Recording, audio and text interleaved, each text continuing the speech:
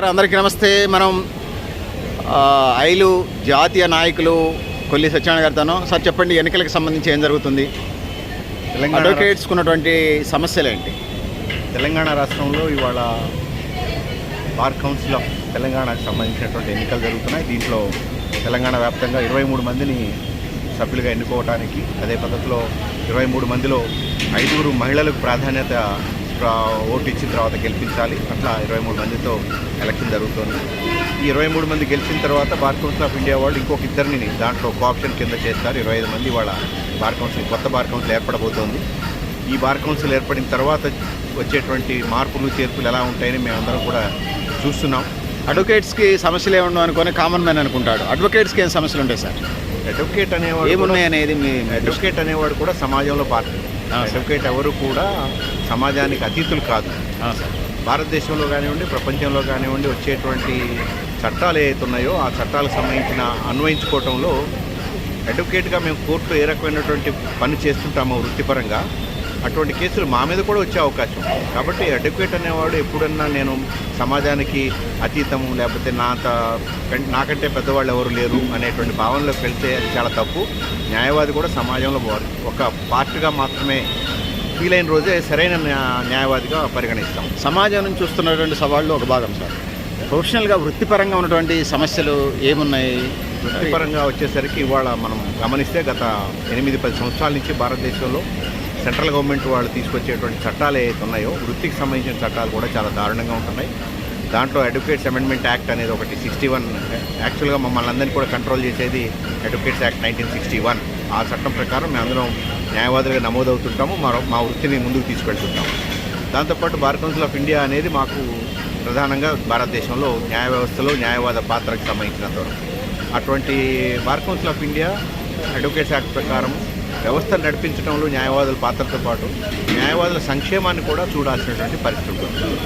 అటువంటి దీంట్లో వచ్చినటువంటి కొత్త చట్టాలు ఏవైతే ఉన్నాయో బార్ కౌన్సిల్ ఆఫ్ ఇండియా వాళ్ళు కూడా రూల్స్ తీసుకొస్తారు, ప్రభుత్వాలు ఏమో చట్టాలు తీసుకొస్తుంటాయి, ఇంప్లిమెంటేషన్ రూల్స్ ద్వారా చేస్తుంటారు. మీరు గమనిస్తే గతంలో professional standards, ethics and etiquettes అనే పేరు మీద ఒక చట్టాన్ని తీసుకురావడానికి ప్రయత్నం జరిగింది.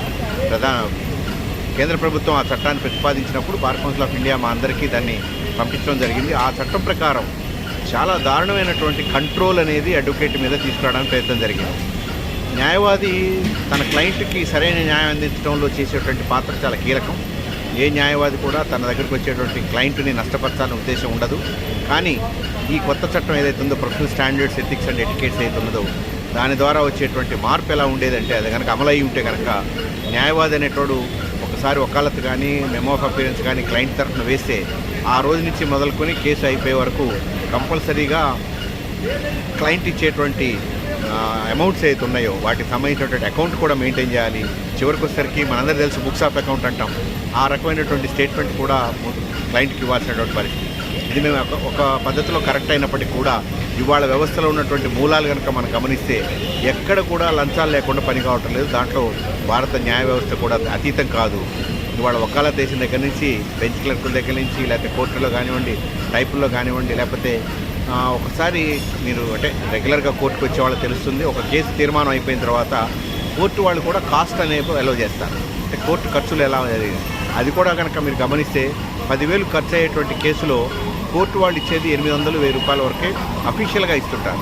అంటే ఇది ఎంత ఈ వ్యవస్థలో ఉన్నటువంటి వ్యత్యాసం ఏదైతే ఉన్నదో ఆ వ్యత్యాసాన్ని ఈ professional standards, ethics and etiquettes పేరు మీద అడ్వకేట్స్ మీద రుద్దటానికి ప్రయత్నం జరిగింది. దాన్ని మనం అపోజ్ చేసాము. ఎందుకంటే ఇది సాధ్యమయ్యే పరిస్థితి కాదు. అదే పద్ధతిలో అదే చట్టంలో కొత్తగా వచ్చింది ఏంటంటే, ఒక క్లయింట్ ఎవరైతే ఉంటారో అడ్వకేట్కి ఒక కేసు అప్పచెప్పినప్పుడు ఆ కేసులో తాను అంటే క్లయింట్ ఊహించినటువంటి జడ్జిమెంట్ రాకపోతే దానికి అడ్వకేట్ని బాధ్యుడు చేసి అతని మీద నష్టపరిహారం అడగడానికి కూడా ఆ చట్టంలో ఒక ప్రతిపాదన జరిగింది. అంటే అప్పటి వరకు సర్వీస్ తీసుకుంటారు, జడ్జి అనేవాడు తీర్మానం చేస్తారు, అటుపక్కన ఇటుపక్కన క్లయింట్స్ ఉంటారు, అడ్వకేట్స్ ఉంటారు. మనకున్నటువంటి సాక్ష్యాధారాలను బట్టి కేసు నడుస్తుంటుంది. కాబట్టి ఒక అడ్వకేట్ని దాని పేరు మీద నిలదీయటం కానీ, ఒక అడ్వకేట్ మీద నష్టపరిహారం అడగటం కానీ కరెక్ట్ కాదని మేము ఆల్ ఇండియా లాయర్స్గా దాన్ని వ్యతిరేకించాము. దాన్ని హోల్డ్లో పెట్టారు. ఇప్పుడు ఆ చట్టం అమల్లోకి రాలేదు. అంటే ఇది క్లయింట్ ఒక రక్షణ కోసం అనే పేరు మీద న్యాయవాదుల మీద నియంత్రణ తీసుకురావడానికి, న్యాయవాదుల్ని భయభ్రాంతులు చేసి ప్రాక్టీస్లో ఉంచడానికి పెట్టారు. అదే పద్ధతులు రీసెంట్గా అడ్వకేట్స్ యాక్ట్ అమెండ్మెంట్ 61 దానికి సంబంధించిన amendment bar council of India తీసుకొచ్చింది. ఇది ఇంకా చాలా దారుణమైనటువంటి విషయం. ఎందుకంటే ఇవాళ మనం చూస్తున్నాం బార్ కౌన్సిల్ ఎలక్షన్స్ జరుగుతున్నాయి. ఈ ఎలక్షన్స్లో ఎవరి ఉద్దేశాలు, ఎవరి ప్రతిపాదనలు ఇవన్నీ కూడా మనం చూస్తుంటాం. కానీ కొత్తగా వచ్చేటువంటి చట్టం ఏదైతే అది కూడా ఇప్పుడు ఆపారు. మేము ఐలుగా దాన్ని వ్యతిరేకించాం. దాని ప్రకారం ఏంటంటే ఒకసారి బార్ కౌన్సిల్ ఆఫ్ ఇండియా వాళ్ళు ఒక నిర్ణయం చేస్తే ఆ నిర్ణయాన్ని ఎవ్వరూ వ్యతిరేకించడానికి లేదు, దాన్ని క్వశ్చన్ చేయడానికి కూడా లేదు. అంటే డెమోక్రసీలో freedom of right, freedom of speech, freedom of expression ఇవి కూడా లేని పరిస్థితి. అడ్వకేట్ కూడా దాన్ని అపోజ్ చేయడానికి లేదు. ఈవెన్ బార్ కౌన్సిల్ మెంబర్స్ ఎవరైతే ఉంటారో స్టేట్లో కానీ ఆ మెంబర్స్ కూడా దాన్ని అపోజ్ చేయడానికి లేదు. అట్లా కనుక ఎవరైనా అడ్వకేట్ కానీ, బార్ కౌన్సిల్ మెంబర్ అయినా కానీ, బార్ అసోసియేషన్ మెంబర్స్ అయినా కానీ, ప్రెసిడెంట్ సెక్రటరీ కానీ ఎవరైనా సరే బార్ కౌన్సిల్ ఆఫ్ ఇండియా ఇచ్చినటువంటి రూల్స్ ఏదైనా ఉంటే వాటిని కనుక మనం క్వశ్చన్ చేస్తే అటువంటి వ్యక్తుల్ని 6 సంవత్సరాలు వృత్తి నుంచి బహిష్కరించడానికి కూడా ఆ కొత్త చట్టంలో తీసుకురావడం జరిగింది. దాన్ని కూడా మేము వ్యతిరేకించాం. ఎందుకంటే మనం ఒక రాజ్యాంగబద్ధంగా పనిచేస్తున్నాం. న్యాయ వ్యవస్థలో వచ్చేటువంటి మార్పులు చేర్పులు చాలా ఉంటాయి. ప్రభుత్వాలు తీసుకొచ్చేటువంటి చట్టాలు ఏవైతే ఉన్నాయో ఇవన్నీ కూడా ప్రజలకు అనుకూలంగా ఉన్నాయా, రాజ్యాంగబద్ధంగా ఉన్నాయా, రాజ్యాంగం ఏదైతే హక్కులు కల్పించిందో ప్రజలకు ఆ హక్కుల్ని నిలబెట్టడంలో ఈ చట్టాలు ఉన్నాయా లేదా, ఇది మేము ఆల్ ఇండియా లాయర్స్గా ప్రతిసారి దీన్ని క్వశ్చన్ చేస్తుంటాము. వచ్చేటువంటి కొత్త చట్టాలన్నింటినీ కూడా మేము క్షుణ్ణంగా కూలంకషంగా పరిశీలించిన తర్వాత మాత్రమే మా అభిప్రాయాలు చెప్తుంటాం. ఆ పద్ధతిలోనే ఎలక్షన్స్లో కూడా బార్ కౌన్సిల్ ఆఫ్ తెలంగాణలో కూడా ఐలు తరఫు నుంచి 2 క్యాండిడేట్స్ని మేము నిలబెట్టడం జరిగింది. ఒకటి మందరపు శ్రీనివాసరావు గారు, ఇంకొకటి సిహెచ్ శైలజ. వీళ్ళిద్దరిని కూడా బార్ కౌన్సిల్ ప్రతినిధులుగా ఎన్నుకోవాలి అనే ఉద్దేశంతో ఇద్దరిని మేము కాంటెస్ట్లో పెట్టాం. కాబట్టి న్యాయవాదులుగా న్యాయ వ్యవస్థను రక్షించడంలో కూడా ఆల్ ఇండియా లాయర్స్గా మా పాత్రను మేము పోషిస్తున్నామని చెప్పి తెలియజేస్తాం. సార్, ఐలుగా మిమ్మల్ని ఈ సందర్భంగా అడుగుతాను సార్. ఇండియన్ పీనల్ కోడ్ నుంచి భారత న్యాయ సమితికి వచ్చిన క్రమంలో బీజేపీ పాత్ర, కేంద్ర ప్రభుత్వం పాత్ర న్యాయ వ్యవస్థ మీద లేకపోతే కోర్టుల మీద ఏమైనా ఇంపాక్ట్ ఉందంటారా? మీరు చాలా రెలవెంట్ క్వశ్చన్. ఈవెన్ అడ్వకేట్స్ కూడా దీన్ని అర్థం చేసుకోలేదు. ఐపీసీ, సిఆర్పిసి, ఎవిడెన్స్ యాక్ట్ అనే వాటి మూడింటిని కూడా భారత బిఎస్ఏ శిక్షా స్మృతి ఆ పేర్లన్నీ తీసేస్తూ బిఎస్ఏ, బిఎస్ఎస్ఏ, బిఎస్ఎన్ ఈ పేరు మీద ఏదైతే కొత్త చట్టాలు తీసుకొచ్చారో వాటిలో మార్పు ఏ రకంగా తీసుకొచ్చారు, ఇది కొలోనియల్ లాస్ వీటిని మార్చాలన్న పద్ధతిలో వీటిని తీసుకొచ్చారు. కానీ మీరు కనుక గమనిస్తే ఆ చట్టాల్లో ఉన్నటువంటి ప్రతిపాదనలన్నీ కూడా పాత ఐపీసీలు ఏదైతే ఉన్నాయో వాటికి సంబంధించిన మేజర్గా ఉన్నాయి. కానీ కొత్తగా తీసుకొచ్చినటువంటి మార్పులు ఏదైతే ఉన్నాయో ఐపీసీకి సంబంధించినటువంటి కొత్తగా వచ్చిన చట్టంలో, బీఎస్ఏలో వచ్చిన చట్టంలో ఏ రకంగా ఉన్నాయంటే దగ్గర 83 సెక్షన్స్, 80 నుంచి 83 సెక్షన్స్లో జేఎఫ్సీఎం కోర్ట్స్ అంటాం, అంటే మ్యాజిస్ట్రేట్ కోర్ట్స్ 3 సంవత్సరాల వరకు శిక్ష విధించగలిగినటువంటి కేసులు నిర్వహించేటువంటి judicial first class magistrate court ఏదైతే ఉన్నదో ఆ కోర్టుకి ఇచ్చినటువంటి ఈ కొత్త చట్టంలో వచ్చినటువంటి మార్పులో 83 చట్టాల్లో అటువంటి కోర్టులు 3 సంవత్సరాల కంటే కూడా అధికంగా కూడా శిక్షలు వేయడానికి అవకాశం ఉంది. అది 5 సంవత్సరాలు కానీ, 7 సంవత్సరాలు కానీ, 10 సంవత్సరాలు కానీ. ఇది ఎందుకు చెప్తున్నామంటే ఒక జూనియర్ సివిల్ జడ్జికి ఉన్నటువంటి నాలెడ్జ్ ఎలా ఉంటుంది, వాళ్ళకు ఉన్నటువంటి ఎక్స్పీరియన్స్ ఎలా ఉంటుంది, అన్నింటినీ కూడా గతంలో ఐపీసీలో కానీ ఐపీసీ కంటే సిఆర్పిసిలో కానీ చట్టాలు ఏ కోర్టులు ఏ రకమైన పనిష్మెంట్ ఉన్న కేసులు నిర్వహించవచ్చు అనేది స్పష్టంగా ఉన్నది. కానీ దీంట్లోకి వచ్చేసరికి ఆ మార్పు ఏమి చేయకుండా బిఎన్ఎస్ఎస్లో ఆ రకమైన మార్పు చేయకుండా చట్టాలన్నీ అన్వయించడంలో జూనియర్ సివిల్ జేఎఫ్సీఎం కోర్ట్స్ కూడా చాలా పెద్ద ఎత్తున జ్యూరిస్డిక్షన్ అప్పచెప్పడం అనేది క్లయింట్స్కి చాలా నష్టం చేస్తుంది. ఇన్ఎక్స్పీరియన్స్డ్ ఆఫీసర్ హ్యాండ్స్లో కేసులు నిర్వహించడం జరుగుతుంది. కాబట్టి దీన్ని కూడా మేము వ్యతిరేకించాం. కొన్ని సెక్షన్స్ని మళ్ళీ మార్చాలి, అమెండ్మెంట్స్ని తీసుకురావాలి, కొత్త చట్టాలను కూడా అమెండ్మెంట్స్ తీసుకురావాలనేది ఒకటి కీలకమైనటువంటి విషయం. మీరు ఇందాక అడిగారు బీజేపీ ప్రభుత్వానికి సంబంధించిన దాంట్లో మీరు గమనిస్తే ఐపీసీలో ఇంతకుముందు 124A సిఆర్ ఐపీసీ అనేది ఒకటి ఉండేది. అది రాజ్య ధిక్కార నేరం, మీ అందరికీ ఐడియా ఉంటుంది, చాలా చాటు జరిగింది. ఆ రీసెంట్ కేసులో సుప్రీంకోర్టులో ప్రశాంత్ భూషణ్ గారి మీద జరిగింది. ఆ కేసు నిర్వహిస్తున్నప్పుడు సుప్రీంకోర్టుకి సెంట్రల్ గవర్నమెంట్ తరఫు నుంచి ఆ సెక్షన్ని మేము రిపీల్ చేస్తాము, అంటే తీసేస్తామని చెప్పేసి ఒక అండర్టేకింగ్ అనేది కేంద్ర ప్రభుత్వం తరఫు నుంచి ఇవ్వడం జరిగింది. కానీ కొత్తగా వచ్చినటువంటి చట్టంలో ఏదైతే ఉందో ఆ సెక్షన్ని ఐపీసీలోంచి తీసేసినట్టుగా చెప్పినప్పటికీ కూడా కొత్తగా వచ్చినటువంటి బిఎస్ఏ చట్టంలో 155 సెక్షన్ ప్రకారం ఇంతకు ముందు రోజుల్లో రాజ్యాధికారం కేసులో 3 సంవత్సరాలు మాత్రమే పనిష్మెంట్ ఉండేది. కానీ కొత్తగా వచ్చినటువంటి ఈ చట్టంలో దగ్గర 7 సంవత్సరాల వరకు లేదా 10 సంవత్సరాల వరకు శిక్ష చేయడానికి కొత్త చట్టంలో ప్రతిపాదించారు. అంటే అమలు అయిపోయింది ఆల్రెడీ. దాంట్లో ఇంకా దారుణం ఏంటంటే గతంలో ఏదైనా చర్య ఉంటే మాత్రం ఉండేది. కానీ కొత్తగా వచ్చేటువంటి చట్టంలో ప్రభుత్వం పట్ల ధిక్కార చూపు చూసినా కూడా ఈ సెక్షను అట్రాక్ట్ అయ్యే పరిస్థితి ఉన్నది. కాబట్టి భవిష్యత్తులో సివిల్ లిబర్టీస్ అనేవి చాలా ఎఫెక్ట్ అవుతుంటాయి. అంటే ప్రభుత్వాల పట్ల మన ఉద్దేశాలను కూడా మనం ప్రకటించకూడదు. అంటే బీజేపీ మాత్రం ఇది ఉద్దేశపూర్వకంగా జడ్జిల మీద ఆరోపణలు వస్తూ ఉన్నాయి.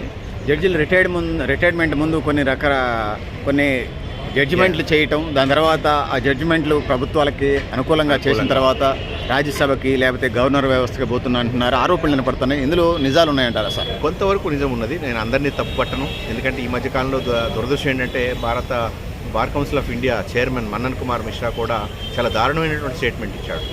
కోర్టులో 30%, 50% కరప్షన్ ఉన్నది అనేది చాలా దారుణం. ఒక బాధ్యతాయుతమైనటువంటి పదవిలో ఉన్నటువంటి bar council of India member ఆ రకమైన చైర్మన్ ఆ రకమైన స్టేట్మెంట్ ఇవ్వకూడదు. ఎందుకంటే ఒక స్టాటిస్టిక్స్ లేవు వాళ్ళకి.